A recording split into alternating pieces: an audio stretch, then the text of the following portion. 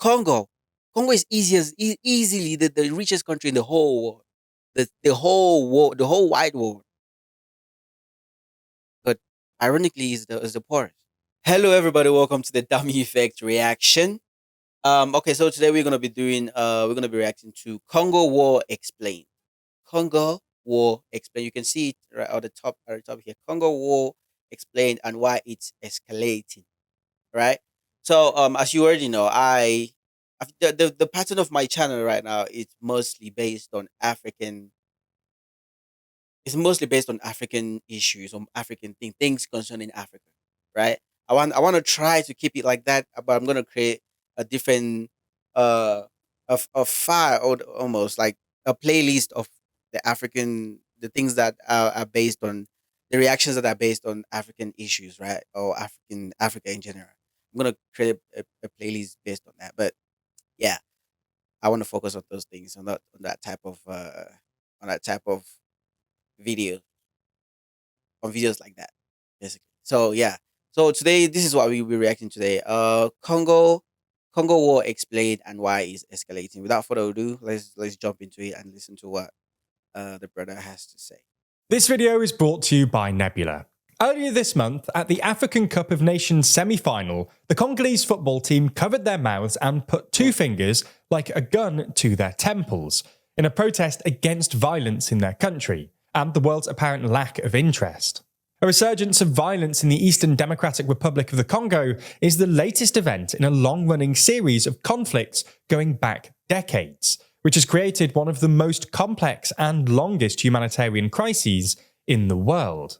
But with the eyes of the world largely focused on other conflicts like those in Gaza and Ukraine, the DRC receives relatively little attention. Little? No attention at all. No attention. Everyone is focusing on Israel and Pakistan and Palestine. I always say Pakistan. Israel and Palestine, Ukraine and Russia. Congo is being looted. Congo is being looted and nobody is caring. I think I actually have an idea. I'm just gonna say it before we even continue with the video because I don't know what the brother is gonna say. They don't care. They're not caring because um that's that's basically what creates or booms their economy. Because without those minutes, because without that war happening in Congo, there's no way they're gonna be looting all those mineral resources that are present in Congo. They'll have to buy them.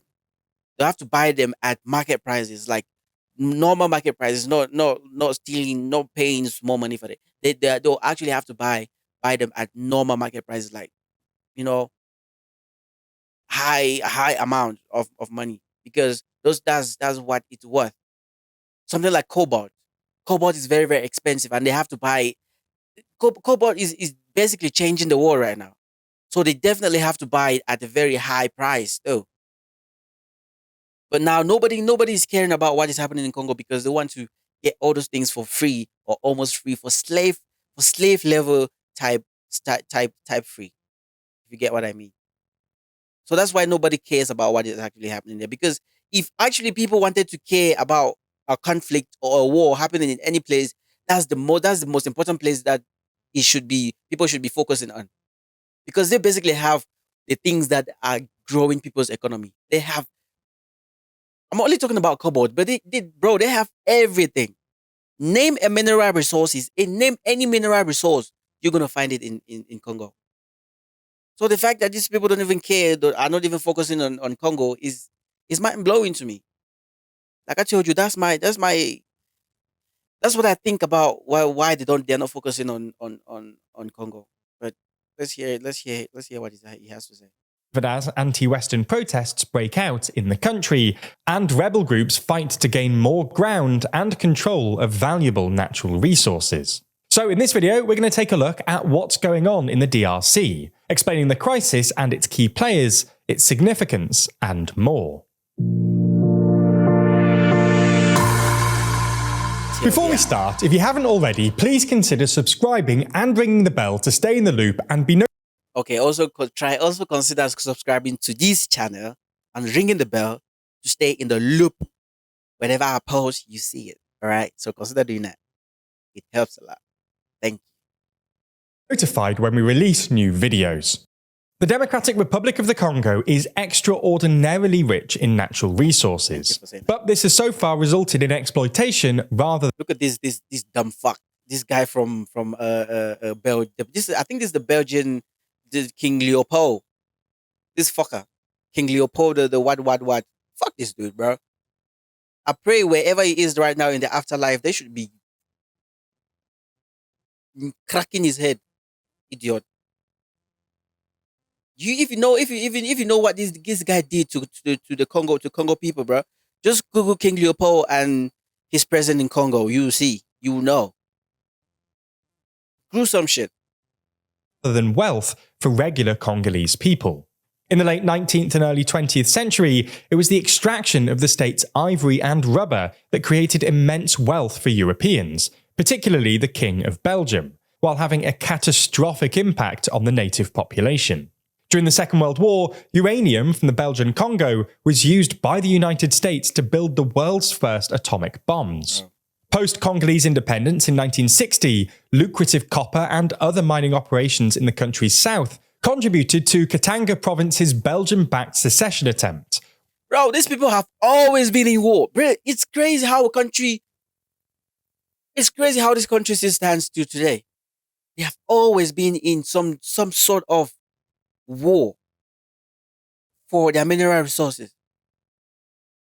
I'm not gonna lie, this is the first time I'm actually hearing the breakdown of the times when countries have gone into those places and into that country and actually have taken their mineral resources. And I tell you, they're not taking it, they're not buying it. There's no way these people are buying these things. All right, they're not buying these things like for the normal price. They're not even. I don't even think they're buying it. They go, they cause problems. When you guys are fighting each other, they get in and they take it. Or when when these guys are fighting each other, the poor people, they go into the mines and they mine those things and they sell them. They sell it to them for free, for very cheap, basically, right? Bro, these people have always been in problems, but somehow we've never ever known about it. But something very very fresh, like Ukraine and Russia, everybody's there. Everybody's focusing there. Everybody, even though it doesn't concern most of us. Let those people do what they're doing. That's not our concern, bro. It's crazy. Even Africans, even us Africans, we sometimes we don't even. When the Ukraine war started, when the Ukraine Russia war started, I even said some few things about it. That's how we've been I don't know, mind controlled or something, to make us wanna focus on that side while we have our own problems. A big problem in the Congo. Congo is easily the richest country in the whole world. The whole world, the whole wide world. But ironically is the poorest. Which formed part of the wider Congo crisis. And today, the rich deposits of things like tin, gold, and coltan in the eastern DRC play a key role in the conflicts that continue to afflict the region. The eastern DRC has been plagued by violence by various armed groups for nearly 3 decades. The region also sits right along the DRC's eastern border, next to Uganda, Rwanda, and Burundi, with Rwanda in particular having played and still playing an outsized role in the DRC's history. So the going theory is that Rwanda is actually benefiting, actually stealing from Congo, killing Congolese people, and stealing their mineral resources and selling them to better their own country. And to me, that's like some bitch nigga shit. And I'm not gonna lie to you, that's the dumbest thing that an African can do to another African country. We are all suffering, bro. We are all under pressure. We are all under slavery.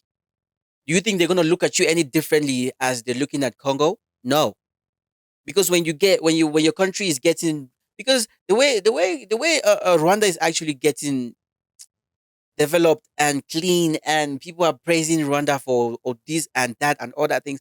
Um, I was always wondering, like, how are these Western powers, the Western powers, the Europeans And how is America leaving these people to develop like that? Because it's not in their mind, it's not in their nature to leave African countries to develop. All right. No, where are you developing to? When you develop, you live in you're making these other people know that, yeah, this is what is happening. But I know now because they are actually causing some of the problems in Congo. So these other countries can come in and also take their own share of their own share of the mineral resources. Also, what they take, they also sell to these people. They also take and sell to these people so they can develop their own country. So they don't have most of these minerals. So they steal from Congo and sell them to develop their country, which is some bitch ass shit. I'm not gonna lie to you, which is the dumbest thing that you can ever do. It's like you snitching on your brother to get rich. You're killing your brother to get. I'm not gonna. That's in our nature, I guess, in the black person's nature, in an African person's nature. We never want to see our brothers succeed as well. We want to succeed first, which is crazy.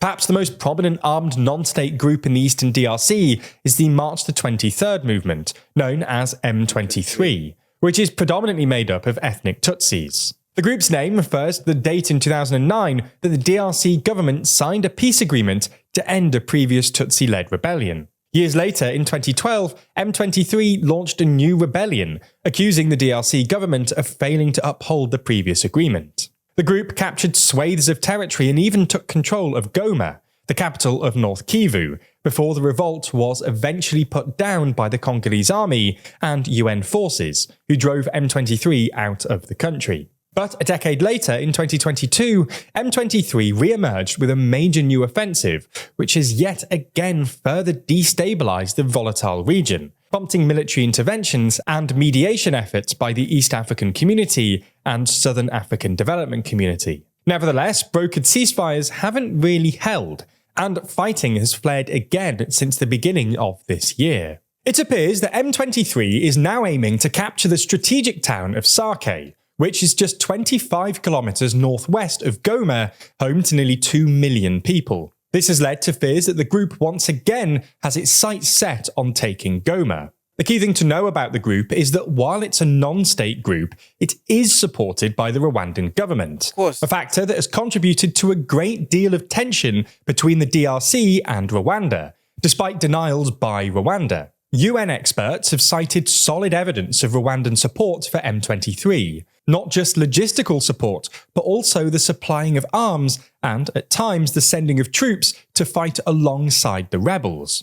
It was even reported this month that M23 rebels had fired a suspected Rwandan army surface-to-air missile at a UN observation drone. A UN experts report from last year stated that the Rwandan military's aim in the DRC was to reinforce M23 by providing troops and material, and to use them to secure control over mine sites, gain political influence in the DRC, and decimate the FDLR.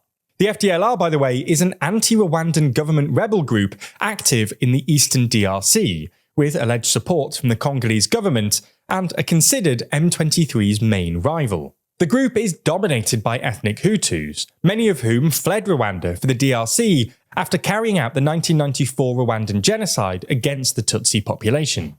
The genocide preceded the First and Second Congo Wars, which engulfed the DRC between 1996 and 2003, resulting in the deaths of millions and millions of people, and the involvement of troops from more than half a dozen African countries, with the reverberations still being felt to this day. Rwanda's support for M23 has helped spark anti-Western protests in the DRC, due to the generally warm relations that the Rwandan government has with the West. Protesters in the DRC's capital Kinshasa recently gathered outside the American, French, and other Western embassies. Bro, I used to have so much admiration for this guy, bro. For this guy, this person, this Rwandan person. Because he was just so Paul Kagame is just so, so easygoing and so talk so calmly and stuff. But then when I realized this whole M23 stuff could also be supported by Rwanda, I was like, nah, fuck this, bro. This is not the way to act. Because you really, if these people, if Rwanda was to say, okay, no, we do not support these people, then the M23 should have been crushed by now. Because if the let's say the the Congolese army is coming this way, and the Rwandan army is coming this way. Oh God, they are definitely gonna crush the M23 if they are a no state affiliated. Basically, these people should have been crushed. Tell me how they're gonna say how. Tell me how they're gonna survive in they're gonna be surviving in Rwanda if the Rwanda was not the people that are letting that to happen. I'm not gonna lie. That's oh shit. I'm not gonna lie. That's crazy to me. That's crazy to me. Plus the UN mission headquarters, where they burned tyres and flags. The failure of the more than 2-decade-long UN peacekeeping mission to stabilise the region has also contributed to the anger among the local population, and following a request from the Congolese government, the UN mission will leave the country by the end of 2024. Adding to the complex picture in the region are a whole load of other groups, more than 100 in fact, that operate in the eastern DRC. Some other prominent ones besides M23 and the FDLR are the Islamic State-linked Allied Democratic Forces, or ADF, and the predominantly ethnically Lendu Codeco group. Within this multifaceted conflict, the various armed groups have committed horrendous acts. But it's like everyone is fighting. How can you have 4 different groups fighting in a country and you expect that country to survive? Bro, these people are definitely devastating this. Some oh, fuck. And they're not all sponsored. I'm sure they're all sponsored by Western powers and America and everyone. Everyone. Even I haven't heard that Israel, fucking Israel, the country, their main export is actually diamond. Wait, let me before we continue, let me actually Google that and how do you spell that shit?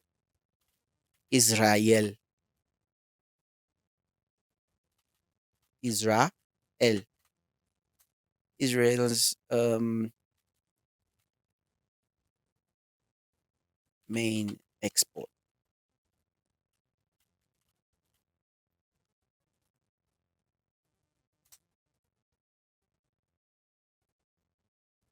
Exports. The top export of Israel are diamonds, bro. This is it right here. Exports. The top exports of Israel are diamonds. 9.06 billion dollars. Integrated circuit, that 5.5 point, that what I don't know, refined petroleum 2.75 billion. All right, let's search diamond mines in Israel. Diamond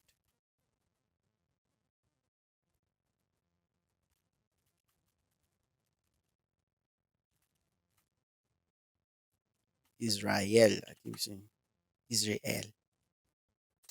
Israel. Diamond industry in Israel. No, the mines, man. About the Israel diamond industry. Bro, they keep talking about industry. Diamond industry has bloody history. Bro, I'm not talking about I'm not talking mines. How many diamond mines in Israel? Let's do that. Say, does Israel have any diamond mines? Israel diamond industry is highly specialized, focusing mainly on the cutting and polishing of diamonds rather than mining. Fuck you. Seriously. Fuck you people. Fuck you. How can your major export be diamonds and you don't have no mines? They tell you. Bro, let me calm down. Let me fucking calm down. Bro, how is this possible? You don't have any fucking mines? Most of the diamonds that are cut and polished in Israel are imported from other countries such as Russia, Canada, Botswana. Bro, there's no way you can. Mm. My main problem is this because I know most definitely there's no way these people they don't have their hands in Africa like this in Africa. For all I know, some of the problems happening in Congo, they have their fingers in it as well. They have their hands in it as well. They are sponsoring some of the rebels in Congo. Man, how is that even possible? If you don't have a mineral resource, how is that your main export? Congo is right there. We don't even know we don't even know what their main export is. Because sometimes we don't even have enough data. I feel like we don't even have enough data. Let me see Congo's main export.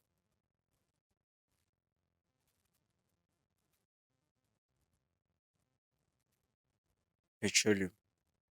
The central bank Banque d'État de l'Afrique Central is based in Cameroon and no, based in Cameroon. If you've not watched my video about France and their fucked up plans in Africa, go and watch that. This is where France all the money France get most of their money from. So most of the money from the French countries in Africa. One of the main banks are in Cameroon. So they, they come there, they take it, and it goes straight to France.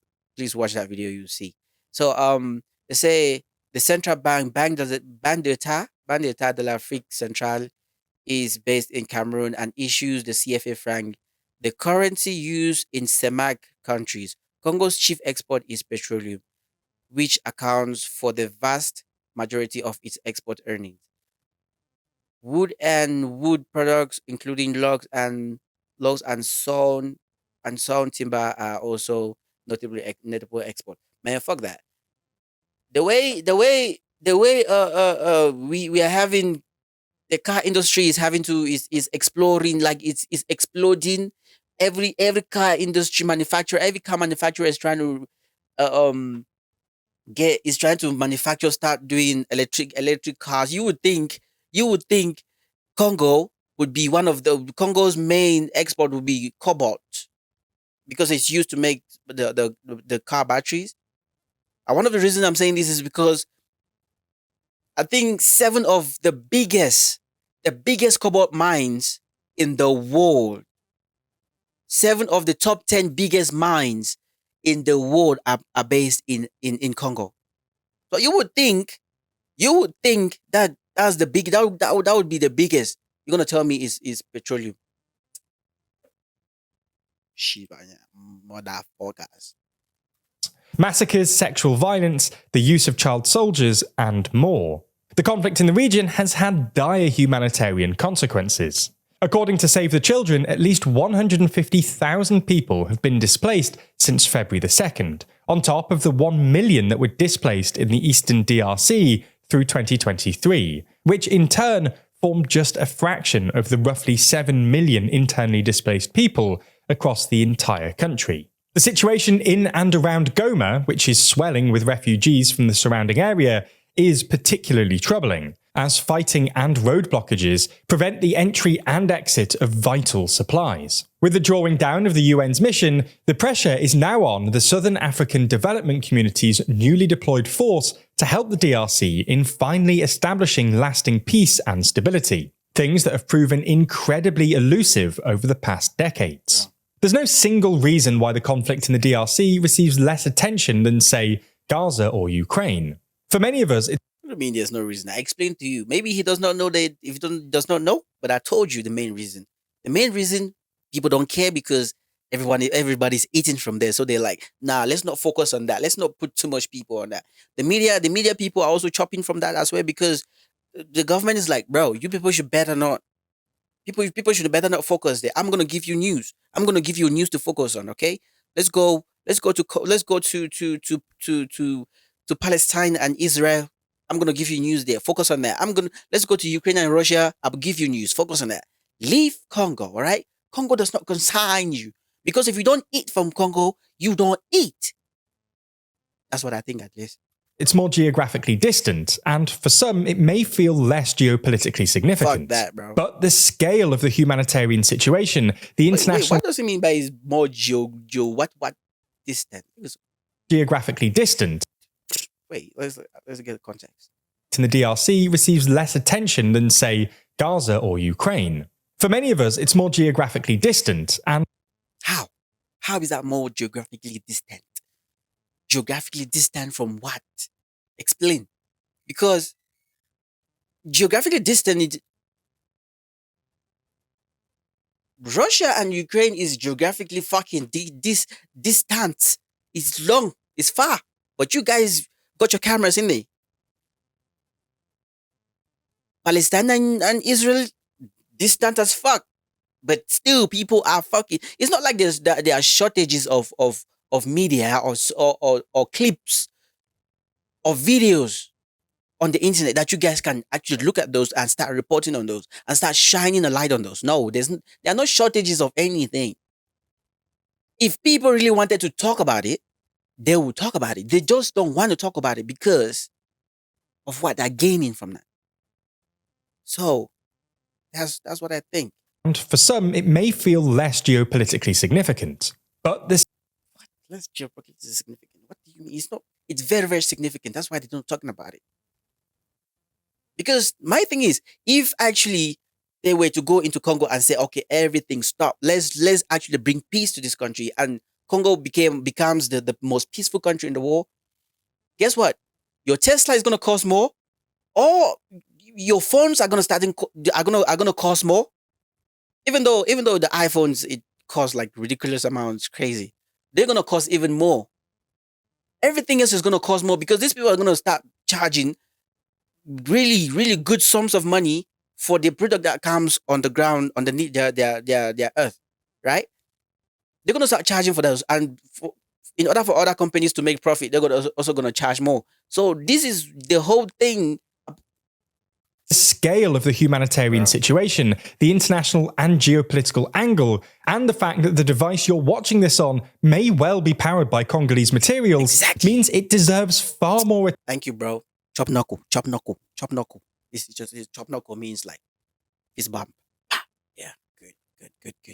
Thank you. Attention than the rest of the world currently gives it. As a TLDR viewer, I can pretty confidently say that you're curious about the world around you, keen to know what's really going on rather than just the general media narrative. And one country where this is particularly interesting is China, where a lot of media coverage can be muddled or misleading. If you want to dive deeper though, I'd recommend Polymatter's incredible series, China Actually, which explores the truth behind the Chinese news, examining the truth about China's one-child policy, why China has no allies, how Chinese censorship really works, and what exactly China's nuclear policy looks like.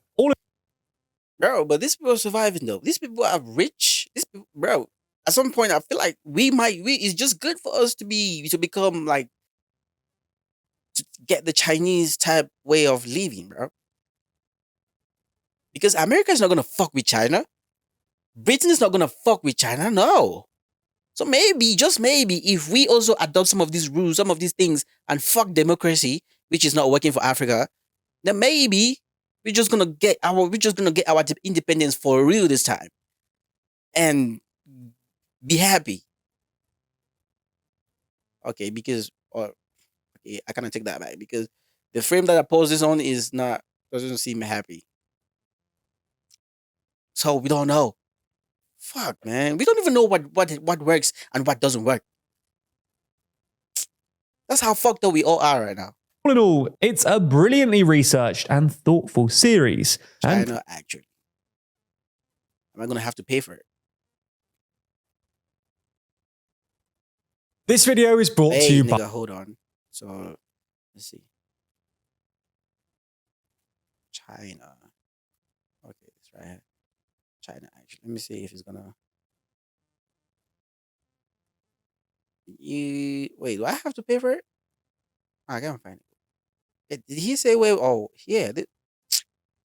Oh, this is the trailer. But where can man find it though? Let's listen. Maybe he was gonna tell us. It's exclusively available on our streaming service, Nebula. As you know, Nebula is the service that we built. Oh yeah, it's on Nebula. So yeah, we'll get that in the future. Anyways, thank you for watching this video. Thank you for liking, because I know you're gonna like it. It's very, very good. At least if you're African, you should like this, because you should like this so it goes, everyone can see it. I feel like the main reason why our things like this do not really get pushed is because we don't really, they push their own agenda on us. You open your timeline, you see Israel flags, you see Palestinian things, you see Ukraine things, you see Russian things, bro. That's not our problem. Our problem is African problems. We should focus on African problems. We should focus on getting our own people free as well. This is Congo. Let's talk about Congo enough so other people know about Congo. Thank you for watching this.